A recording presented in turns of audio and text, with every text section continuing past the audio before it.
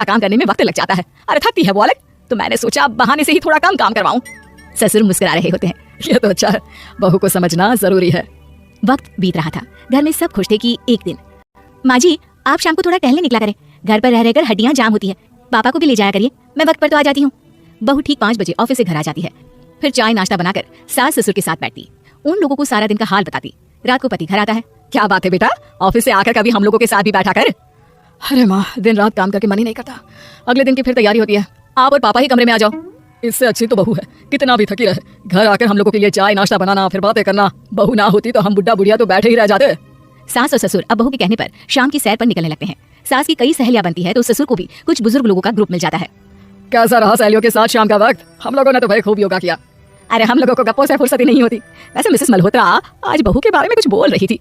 तभी वहाँ ऑफिस से बहू आ जाती है जो जींस और टॉप में होती है। क्या बात है माँ, क्या कह रही थी आपकी सहेली आपकी बहू के लिए? सास इस बार बहू को कुछ अलग तरीके से देखती है और उल्टा सवाल ही दाग देती है।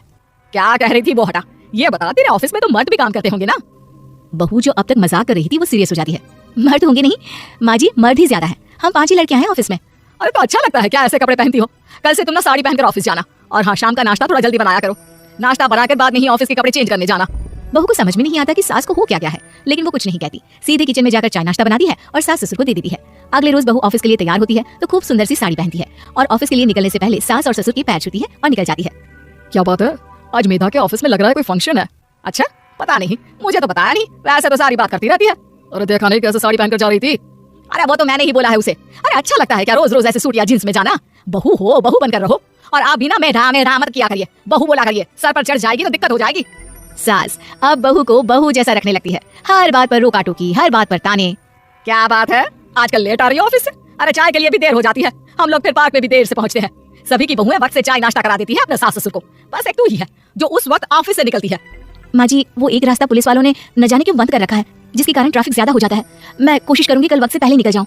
ससुर देख रहे होते हैं कि बहू अब परेशान सी रहने लगी है। एक रोज, मेधा बेटी मेधा। जी पिताजी। बेटा देख जरा कौन सी टी शर्ट अच्छी लग रही है। वो क्या है ना, शाम को सब बदल बदल कर टी शर्ट पहनता है, मैं भी सोच रहा हूँ कि आज कुछ अच्छा सा पहन कर जाऊँ। हाँ पिताजी ये सही है, ये लाल वाली ना बहुत जचेगी आप पर, मेरे पापा पर भी